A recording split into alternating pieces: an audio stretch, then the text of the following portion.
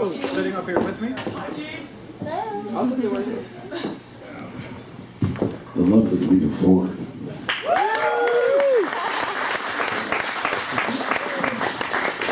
Where's the cute Rudy Sarzo? Where's Rudy? Rudy Sarzo? No. Taking a beat. Nice. Nice. Is there another seat up here for a reason? No. No. For effect. You don't need anyone to help. We got one right here. You don't need anyone to ask you questions. I thought here's a great opportunity to ask Gene. You congratulate him for the Rock and Roll Hall of Fame. Can I just tell you something that I wish I were you guys when I was coming up, because I'm trying to get that Lita Ford effect, like I've been saying all day. I haven't. There was never in my lifetime. Hi guys, say hello to rock stars. When I was growing up, there was never a thing called, rock and roll fantasy camp. Nothing like that. You had to figure it out for yourself. You had to get your records, and in my day, we used to get something called LPs, long players. There were 33 and a third. And by hand, I would slow them down so you could figure out what chords are and things like that. And somebody would show you a fingering and say a sus4, and I go, is that a communicable disease? What is that? And you slowly, learn whatever it is that you learn. And I wish I was here. I wish I had the opportunity to do something like this, because somebody could give you the secret. The rest is practice and being at the right place at the right time with the right lyric and the right melody, but there are keys that you can have that can unlock the doors. Some of you guys and gals have been up here in bands. Did you write a song pretty fast today? Who was in a band up here? Yeah. Any age, any group. How long? Half hour? Hour? Less. Yeah. What's your song called? Temperature rising. Temperature Rising. What's your song called? Money hungry. Money Hungry. Sounds good to me. I gotta tell you, it's pretty good. They're really, there's a vibe, there's a thing. They play it convincingly. Now, we'll see if they can remember. You remember it? Yeah, absolutely. I don't know if Lita's there. Absolutely. We have it on tape. Memorex. Do people know what tape is anymore? I mean, camera. That thing. So, do one of you guys want a microphone to pass around? Because I'm just like you. Anytime you see anybody on a dais, whether it's a pope or a rocker or a politician, we do the same things you do. We poop. Some of us more than others. Want to talk? Anyone have any questions? Grab a mic. Everybody come up there now. Catch. This one, here we go, G Wireless. I've got some of your pajamas, somebody gave me some kiss pajamas with the feet and the little pockets, the zip up pajamas. I wear them all the time. I love them. I do too. They're warm as hell, right? Yeah. One of the biggest items that we ever had were these little baby onesies. On the front it says rock and roll all night. On the back there's a flap and potty every day. Can't keep in stock. Rudy. Hi, Gene. Hi, Rudy. Okay, so I have a question for you. I know you have a background in teaching prior to forming KISS. Right. And what did you learn from being a teacher that you actually applied to the band? The best thing to do is to learn to listen. Anybody that steps up there and thinks they know it all, there's a book that my people wrote, and there's a phrase in there that actually means something. And a child shall lead them, which is to say, you don't know where an idea comes from. The best players really are classical players. They're really schooled and all that stuff. But, most of us can barely play our instruments. I can't read or write music, and we make tons more money just because we were able to listen, give people what they want. So when somebody who can barely play his instrument or has never written a song in their life kind of go, well, I don't like that. Just take back and listen. Here, I'll give you an example of what I mean. It all sounds a little vague until you hear this. Steven Spielberg, you know who that is, right? Yes, sir. The most successful filmmaker of all time. Every single one of his movies has done at least $100 million domestic. That means a lot more overseas. Concentration camp movies, black slavery movies, they all did great. So nobody would have the balls to say, I don't like the way you edited that film, change this, change that. He does a really strange thing. After he finishes his film, he takes his crew and they go to Sudbury, Canada, a place most people have never heard of except a few Canadians, or Ypsilanti, Michigan, and he plays the movie to the most unqualified people on the face of the planet. And they tell him, the most unqualified, tell the most qualified what's wrong with his movie. And he listens. That's the best thing to do. Long-winded answer means that you and me and everybody else that gets up on stage or does anything, politicians or David Fishoff, we all buckle our knees to you. We have to learn to listen to what it is you want and give you what you want. A kind of a, you wanted the best, you got the best, and all that. Now, the band is a global success. So far.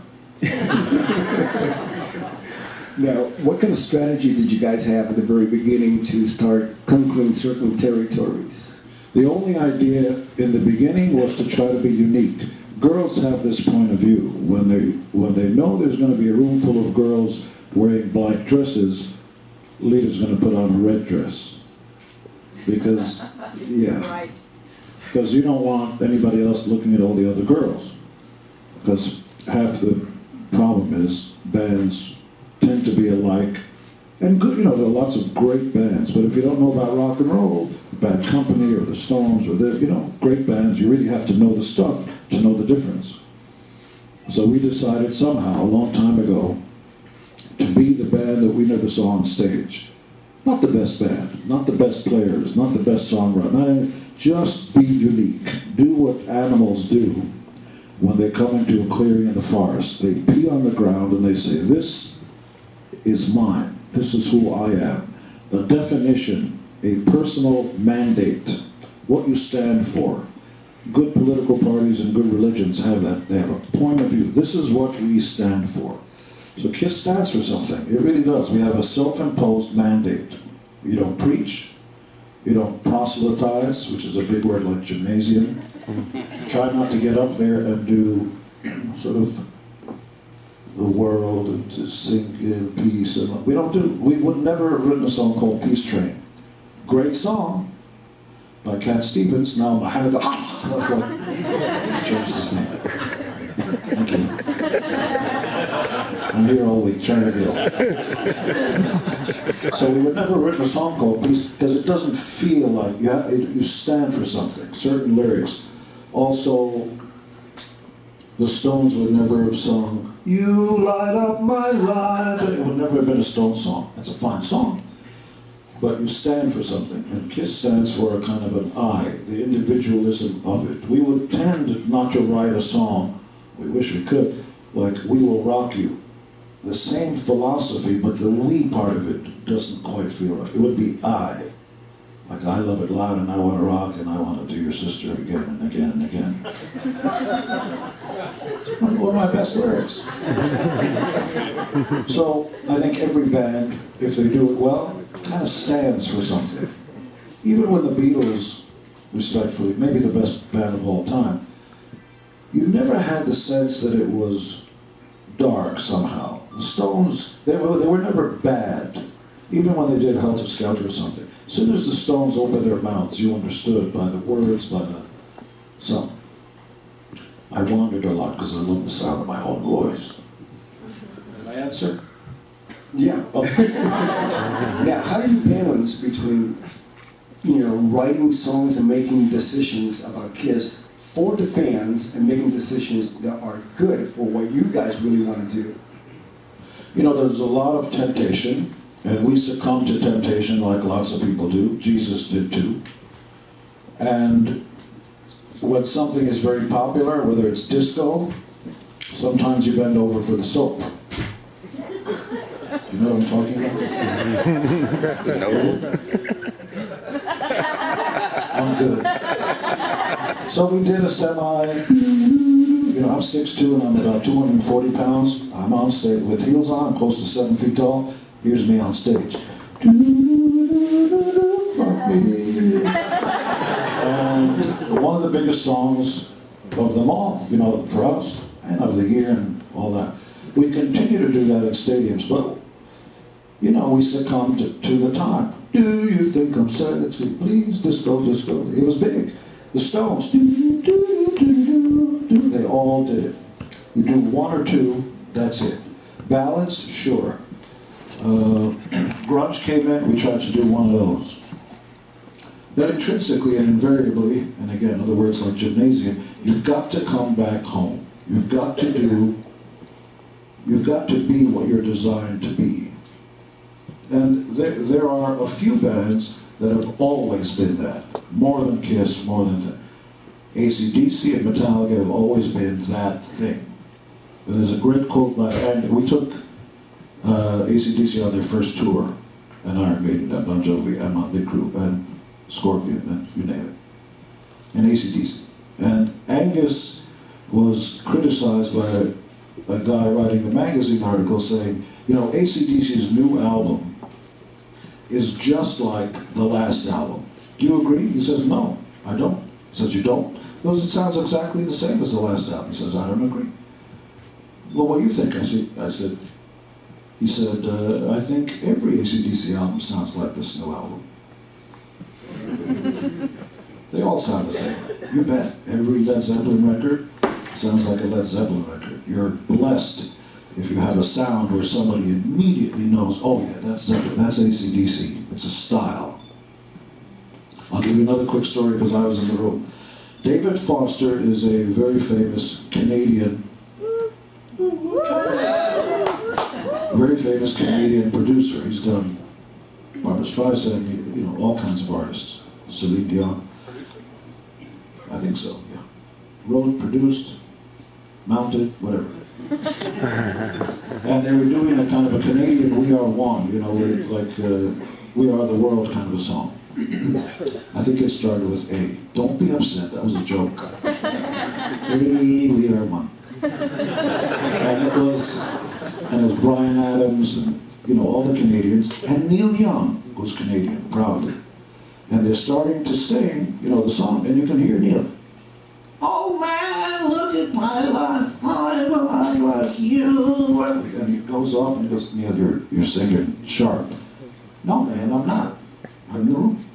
No, Neil, let's try it again. You're singing sharp, yeah. Neil, you're singing sharp. He goes, no man, that's my style. Try to tell somebody who's sold quadruple records that he's not singing well. It's about style. You know who wouldn't make it on American Idol and X Factor? The biggest stars on earth. Mick Jagger, trying to audition for that, wouldn't have. Bob Dylan, what's a party? Get the fuck off the stage. Sing any song you want. I can't get no satisfaction. Get off. Jimi Hendrix. I can't sing for shit. But what everybody has is an approach, a style. And that's what's unique about rock. There are no rules, there are no nothing. You can get up there and sound like anybody. I forgot what the question was, but boy, did I like talking. This is my personal question because, you know, I really admire your business savvy. And, you know, most of us musicians, we have a history of somehow, and, you know, along the way, getting screwed.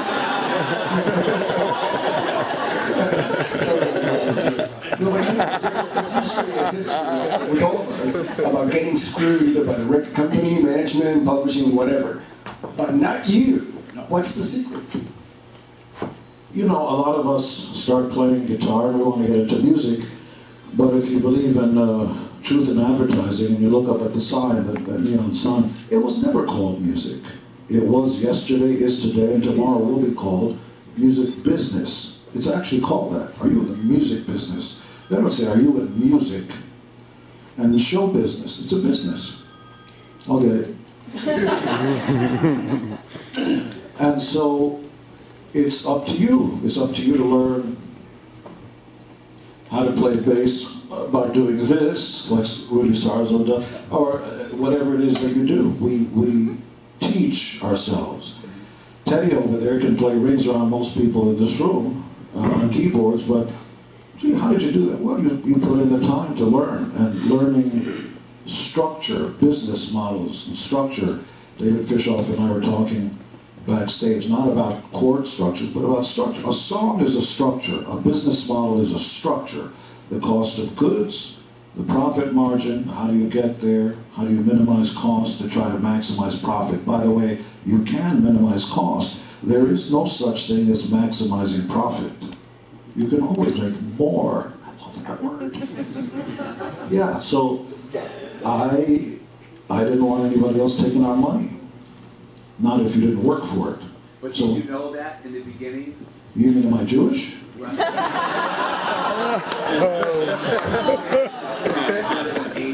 Yes, yes, because while I was ripping off the Stones when they did Bitch, I love the ba, that flat third against the root. That's what I ripped off for Deuce, because I love that rub, that flat third against, the root. If you play an instrument, you know what I'm talking about. But especially the fact that you're holding it 3, 4, and then back that longer than all the things. That's what I loved about it. So I wrote my own thing. So you learn how to play your instrument. You learn the things about songs that you like. And I'm not Gershwin or Lennon McCartney. No, a few songs here and there. But whatever I learned, I taught myself. And so when the band was first starting, I did things that maybe a few other people didn't do, which is I read the weekly trades. There were 3 of them: Cashbox, Record World, and Billboard. I took notes. I believe in the Santa Claus model, the business model. Make a list, check it twice, find out who's naughty nice. Write it down. So I had books and books full, hundreds of books filled with notes. Who's the record company president? How's it work? What's schlocking? What's backdoor? Who's Iskro? And who all these guys? How much does the mafia take over? All that stuff. And wherever I go fully contained. I am a Navy SEAL. I don't need a big bloated military to do anything. I am a traveling office, musical, blah, blah, blah. Do you want to see what I mean? You know this. Here's my office. Can I borrow you? Yes. I love that. Come on up here. Let's give her a beautiful hand. Okay, let's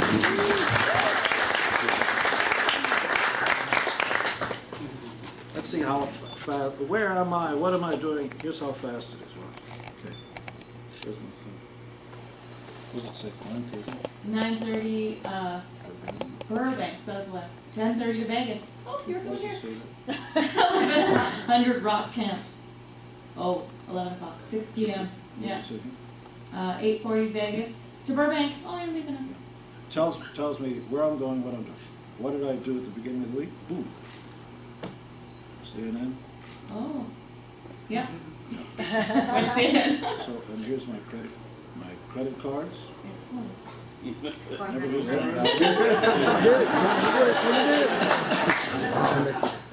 So, this is my responsibility. I'm going to torture David because I really appreciate you coming up here. Thank you. Oh, you're going to see me. Certainly I want was. I was going to try to twirl. Okay. Okay? Yeah. I'll take it back.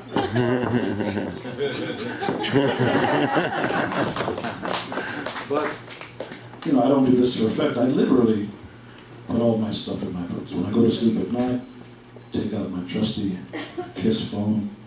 Never lose my keys, never lose anything. It's my responsibility.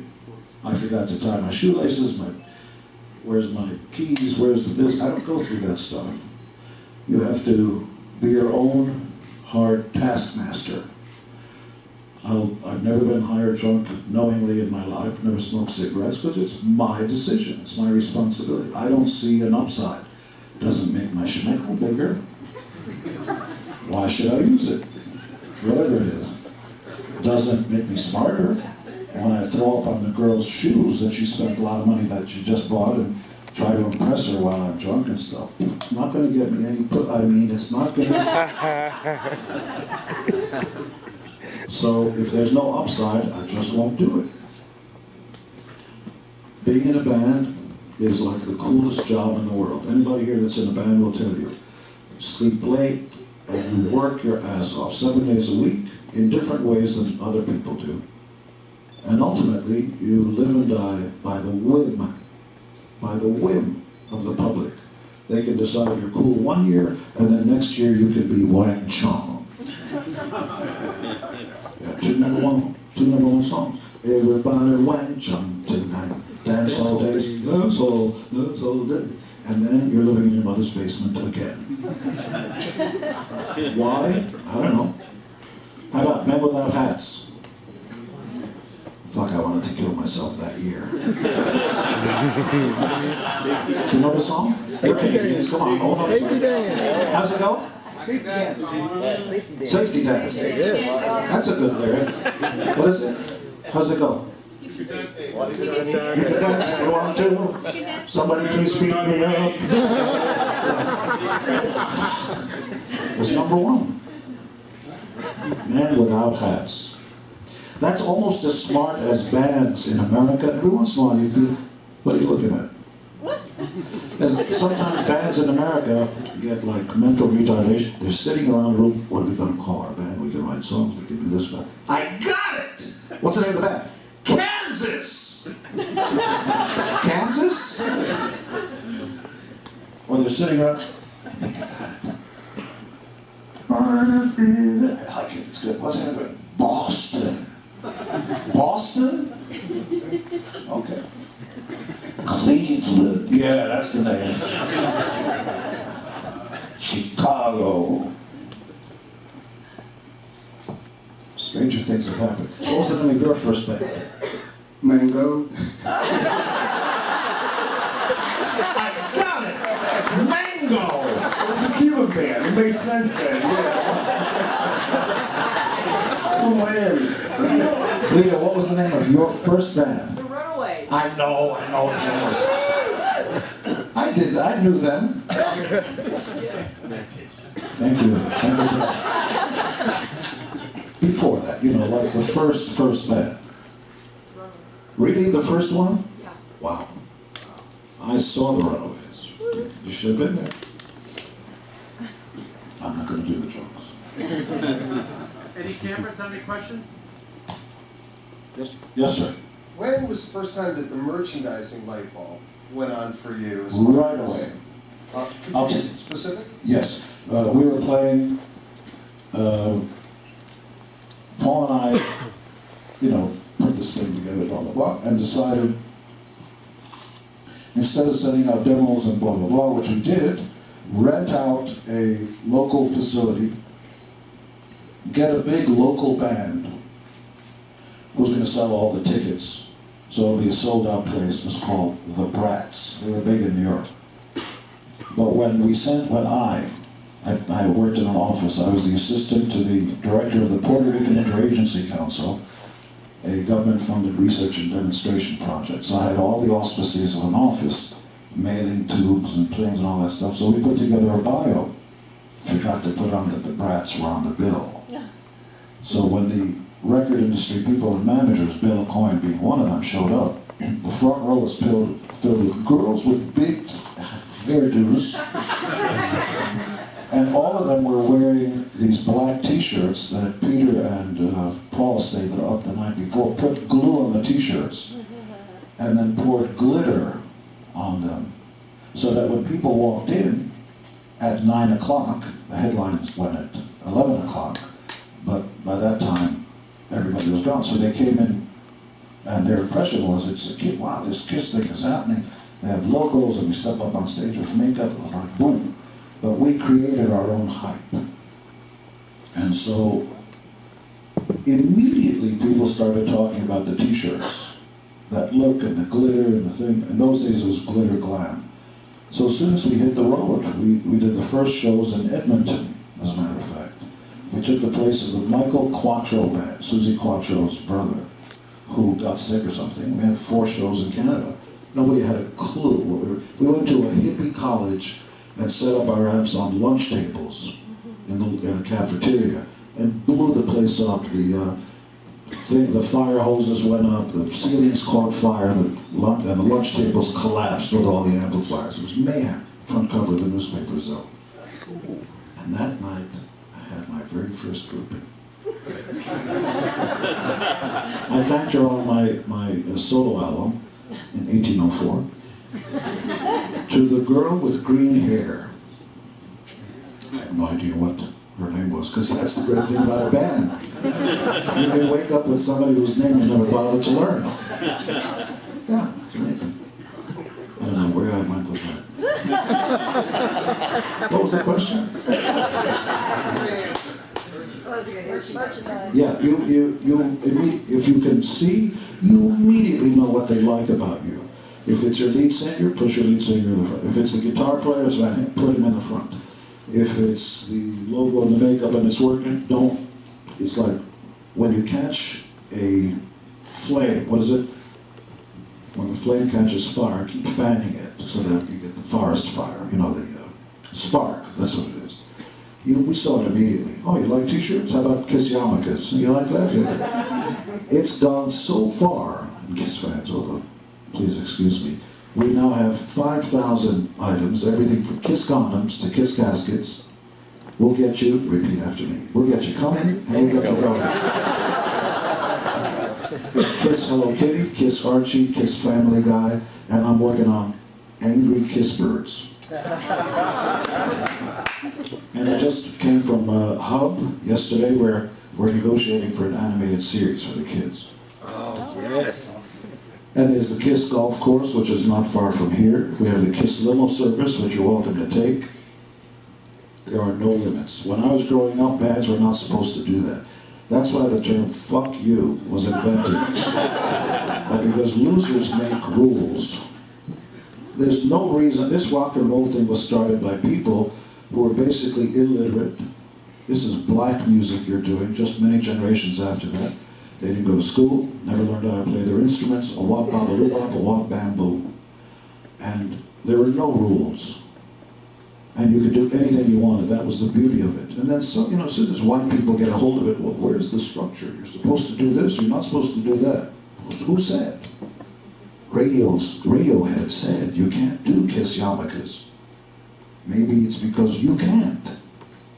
So we do anything we want that we feel.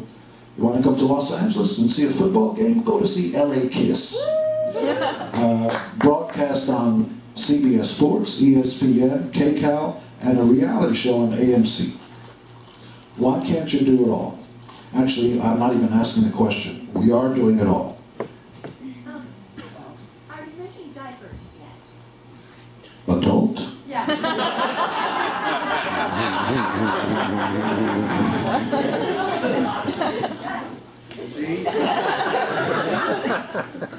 There were diapers for a while. We had a whole line of. Why are you two sitting next to each other? Sisters?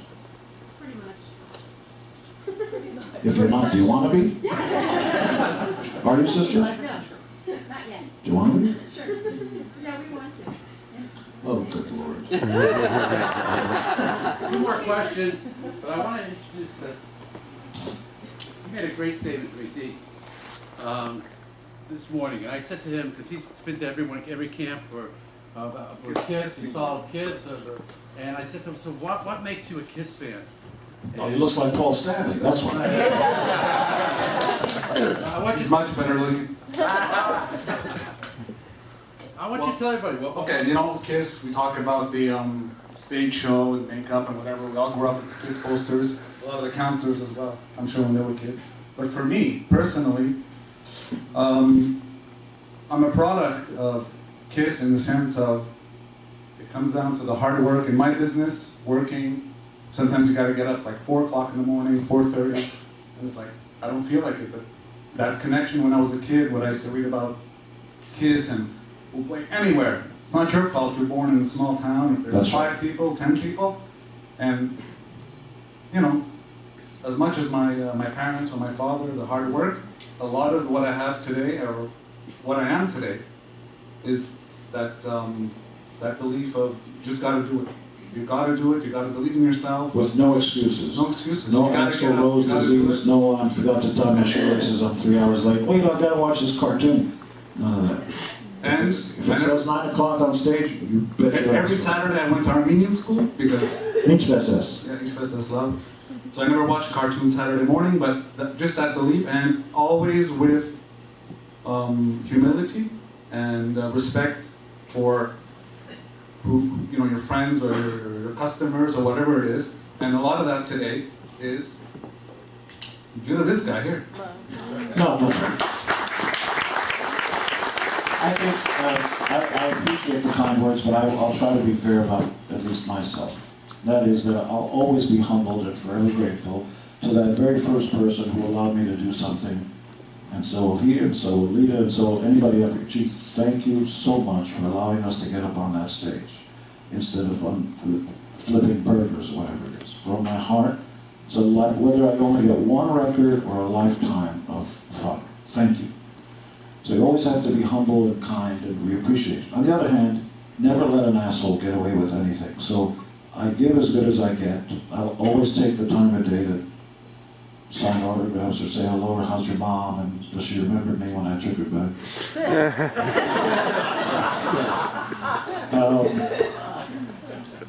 But when you meet an asshole, you have to put them in their place because there's a game that's afoot. And the game is sometimes unethical, not unethical. A rude person will take the opportunity, knowing full well that you're afraid what they're going to say on the internet and stuff like that. I don't care.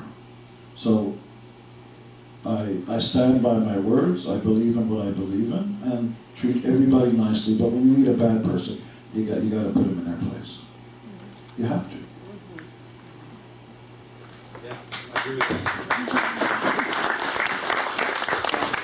Just want to tell you, I feel, I may not look like you or be you, but it's just like you. I came from another country, and I came here and didn't know the culture, didn't fit in, but when Kiss came into my life, it's like it gave me that reminder that I can be myself. Fuck everybody else.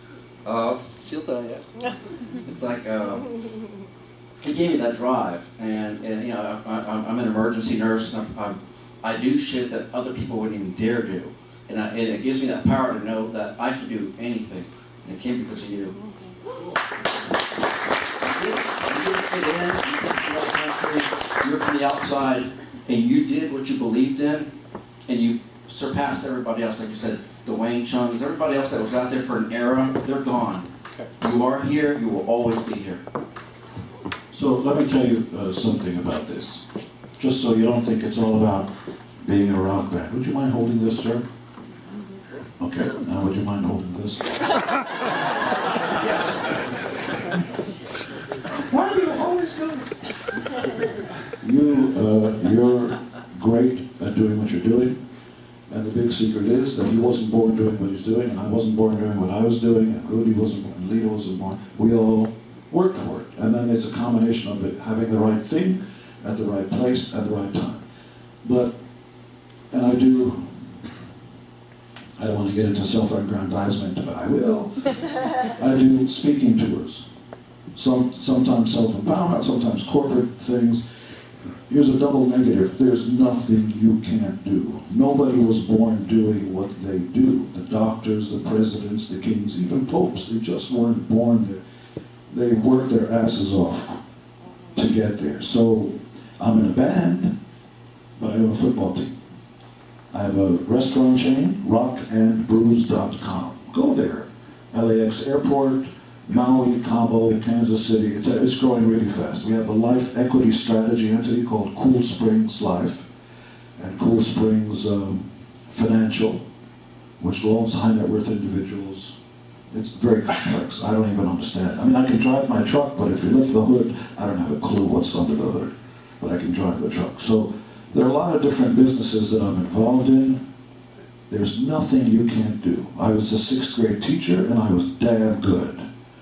And you can be damn good at anything you choose. And when you take a look at the successful people of the world, the ones who've really risen to the top. If you take a look at the resume, it's hardly ever a straight line.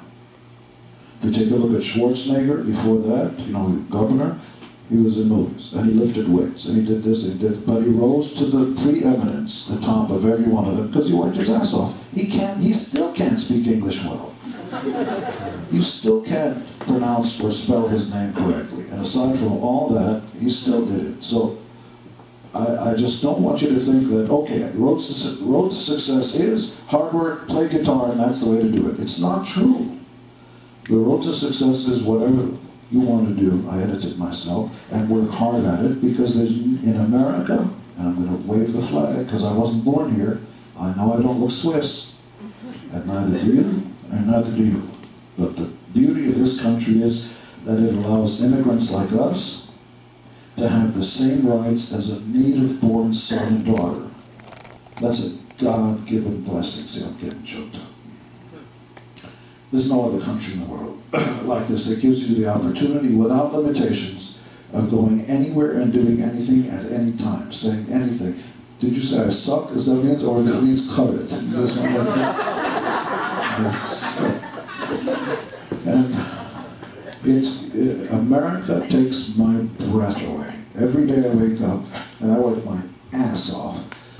Not yesterday, the day before, I woke up 4:30 in the morning to go fly to New York to catch the 7:30 flight, so I could be at the upfronts. We have a reality show on AMC for our football team, so I had to go to there. Had to hang out with that hot redhead from Mad Men. John. What are you thinking of? No.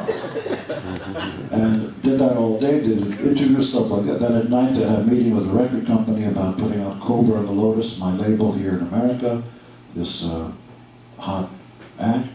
Then woke up at 7 o'clock in the morning, caught the flight back to LA yesterday, landed, went right to Burbank with traffic and had a meeting at Hub for the reality show. Went to sleep 11 o'clock at night, got in the way of Shannon and Sophie, who were filming their own reality show, coming soon, and got up this morning at, I don't remember, what time did I get up? 5. Yeah. To get here on time. And was I early? Early. I was early. Never late. Because I want to thank America and anybody for giving me the time of day, much less giving me the opportunity to do anything. Always grateful. You'll never see me unprepared or late. Ever. And if I do that, you should kick my sorry ass off the stage, Axl Rose. Oh!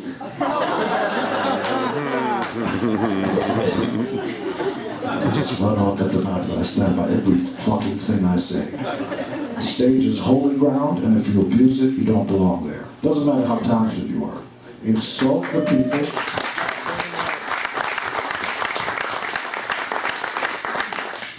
Okay, I'll shut up. But Okay. Anyways, one more question? Okay, go. One more, and then... You're just a very creative guy, obviously. it's not true. Okay, but that's my question. Why did you ever consider yourself as an artist? And it seemed like, I mean, you're very creative, you've written fabulous songs, anthems, recognizable songs, you're an entrepreneur, but you never thought of yourself as an artist, yet you are. But yet you yeah, like, well, why did you shut It's not an issue for me. You know, not everybody likes Jesus, and you know, it's like whatever it is. To one person, somebody's a creative genius. To another person, he's a hack. If you're and I love Radiohead, but if you're a Radiohead fan, you may think, nah, that's like, I'm going back to my Dave Matthews, because I want to wear t-shirts and jeans, and that's all I want.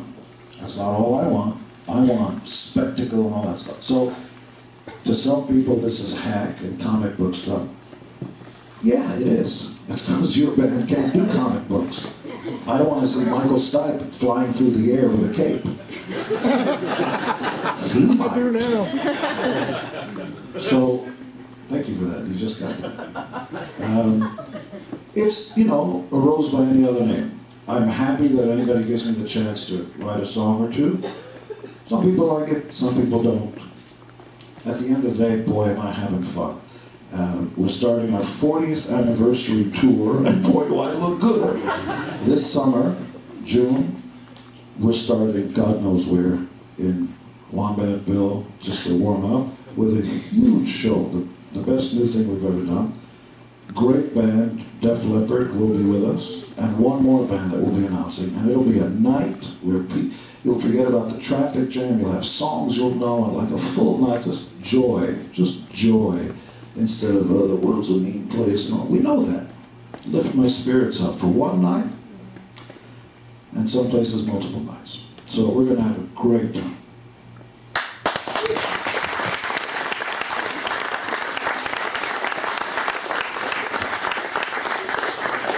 So if I can ask everybody except Brett Muscat's band to leave, and then we'll start